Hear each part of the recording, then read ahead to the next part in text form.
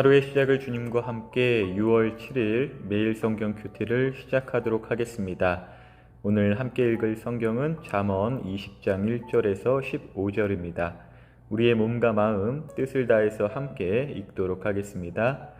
포도주를 마시면 우쭐해지고 독주를 마시면 싸움질을 한다. 이것들에 빠진 자는 지혜가 없다. 왕의 진노는 사자의 부르짖음과 같고 왕을 화나게 하면 생명을 잃는다. 다툼을 피하는 것은 영예로운 일이나 미련한 자는 조급히 싸우려 든다. 게으른 사람은 농사철에 쟁기지를 안 하니 추수 때에 거두려고 해도 거둘 것이 없다. 사람의 마음에 세운 계획들은 깊은 물과 같지만 명철한 사람은 그것도 알아챈다. 사람들은 저마다 자기가 신실하다고 하지만 누가 신실한 사람을 찾을 수 있을까? 의인은 흠없는 삶을 살고 그의 후손들은 복되다. 판사 자리에 앉은 왕은 죄인을 한눈에 알아본다. 나는 마음이 깨끗하다. 나는 정결하여 죄가 없다. 주장할 사람이 있겠는가? 정확하지 않은 저울추나 되들은 여호와께서 미워하신다. 아이일지라도 그 행동으로 자신들의 깨끗함과 옳음을 나타낸다. 듣는 귀와 보는 눈은 모두 여호와께서 만드셨다. 잠자기를 좋아하면 가난해진다. 깨어 있어라. 그러면 쌓아둘 양식이 생길 것이다. 물건을 살 때에는 이것도 별로군요, 저것도 별로군요 라고 하지만 산 다음에는 자기가 산 물건을 자랑한다. 세상에는 금과 귀한 보석들이 많지만 지식을 말하는 입이 가장 귀한 보물이다.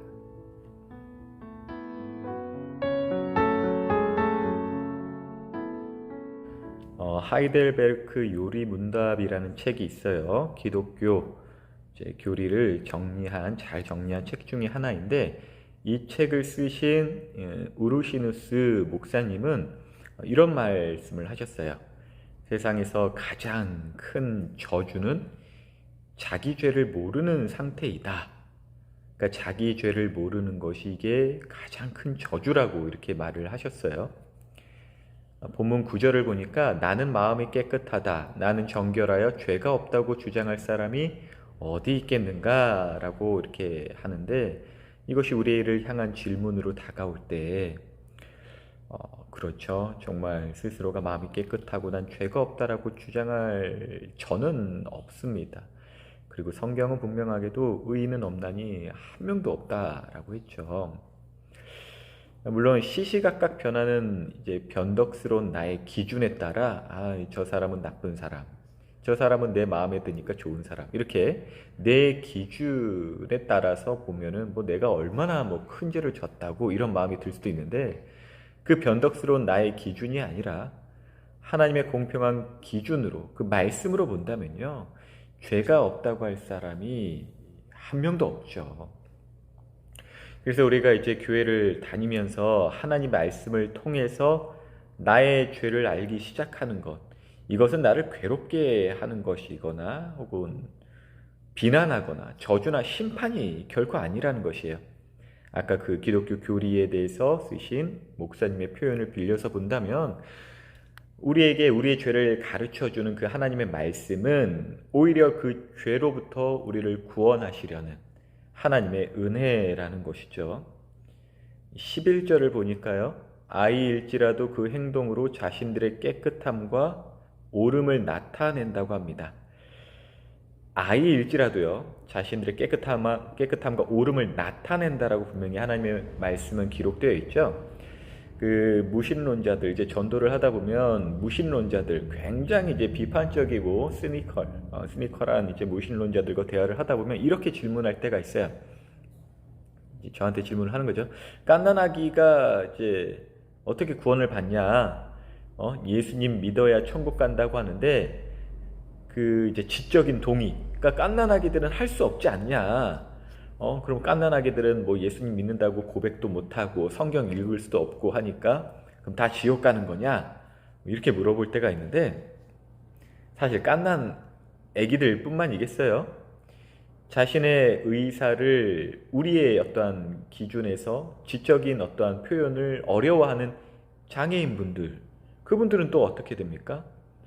혹은 아무리 신실하게 믿음을 갖고 계셨던 분이라 할지라도 그분이 치매를 이제 앓으시면서 전혀 다른 소리를 하실 때에 그 치매를 앓고 계신 노인분들은 그럼 구원에서 떠난 것일까요?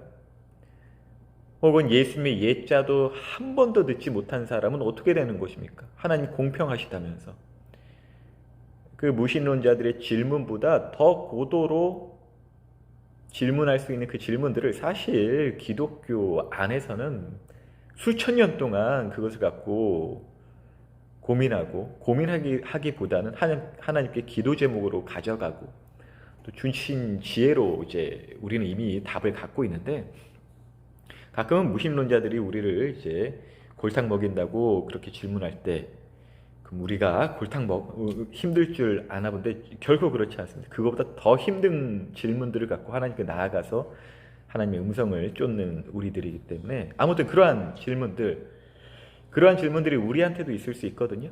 근데 이 질문들을 잘 한번 생각해 보면요, 아주 편협한 전제를 깔고 있습니다. 그게 뭐냐?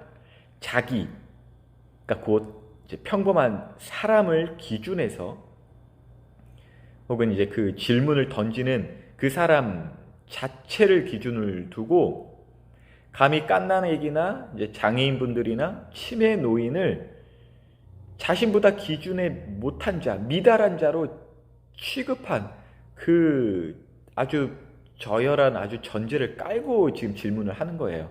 그러니까 꽤나 공평하게 막 질문을 던져서 뭐 하나님 이건 어떻게 되는 거냐? 막 이렇게 우리한테 공평한 뭐 잣대로 질문을 하는 것 같지만 굉장히 비열하고 비인간적인 질문이라는 것입니다.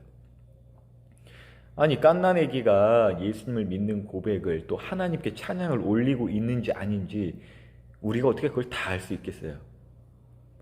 자신의 의사를 잘 표현하지 못한다고 우리는 장애인분들을 바라보지만 자신의 의사를 잘 표현하지 못하는 것일까요? 아니면 그 장애인의 의사 표현을 우리가 이해하지 못하는 것일까요? 그러니까 질문 자체에서 장애와 비장애의 어떤 그 기준에 있어서도 너무나도 우리라는 것을 기준을 두고 함부로 다른 사람들을 판단하는 것이죠. 치매를 앓고 계시는 그 노인분의 그 겉모습, 그 현재의 모습만으로 그 영혼의 신실함이 미달된 것 같다라는 것은 이게 굉장한 교만입니다. 그렇게 판단하는 것은 굉장한 교만이라는 것이에요.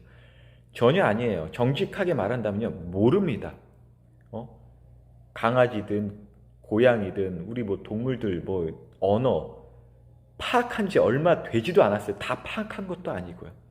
하물며 사람과 사람의 대화 속에서도요, 오늘 본문에도 나오는데 사람의 계획은 깊은 물과 같아서 저 사람이 겉으로는 A라고 말할지라도 속은 B, C, D 여러 가지 생각, 사람과 사람과의 대화에 있어서도 다 알지 못하는데 어찌 자신을 기준으로 두고 뭐 갓난아기는 어떻게 구원받냐, 뭐 치매를 앓는 노인분들은 어떻게 되냐, 장애인들 자기 의사 표현 못해 자기 의사 표현을 못하는 것이 아니라 우리가 그들의 의사 표현을 이해를 못하는 것이라는 어떠한 적어도 쌍방의 기준에서 봐야 될 텐데, 그보다도 하나님의 공평한 기준에서 이제 바라보려고 노력한다면 모르죠.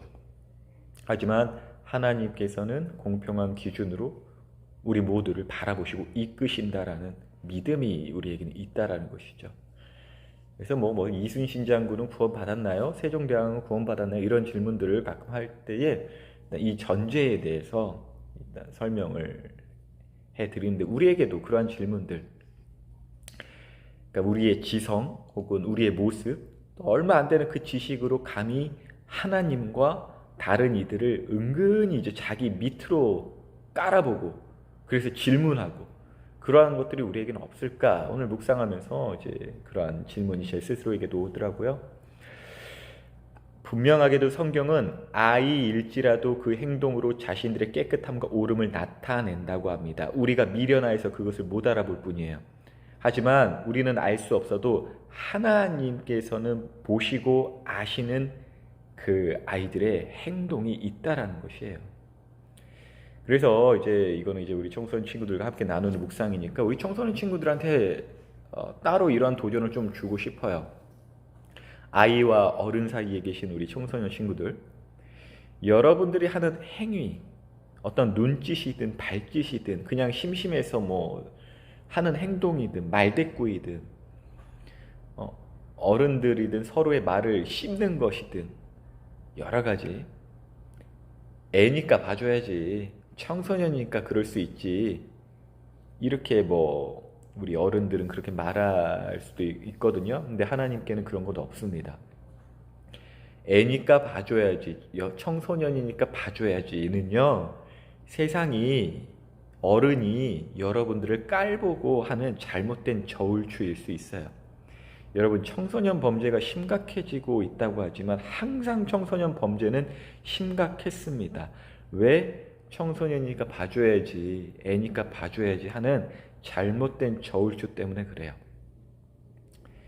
여러분들 어떤 면에서는 여러분들 깔보고 그 낮은 기준에서 여러분들을 대하는 것 정말, 근데 말씀은 그렇지 않아요? 애나 어른이나 모두가 죄인이라고 합니다.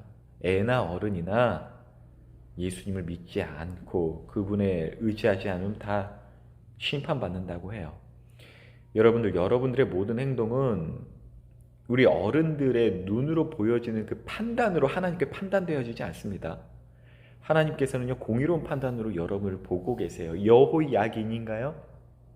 역대하에서는 8살의 왕 위에 올라왔다 그러고 열왕기 하에서는 18살에 올라왔다 이렇게 기록이 되어 있는데, 8살이든 18살이든 물론 그것이 이제 아버지와의 동시 통치냐 혹은 단독 통치냐 여러 가지 성경학자들마다 해석이 분분하지만 8살이든 18살이든 하나님께서 보시기에 뭐라고 판단되냐면 3개월 동안 이제 그 여호야긴 그 어린 왕이 행한 모습을 보고 아직 애니까 잘 모르니까 저렇게 하겠지 이렇게 판단하지 않으셨어요. 하나님께서 보시기에 악하다라고 판단을 하십니다.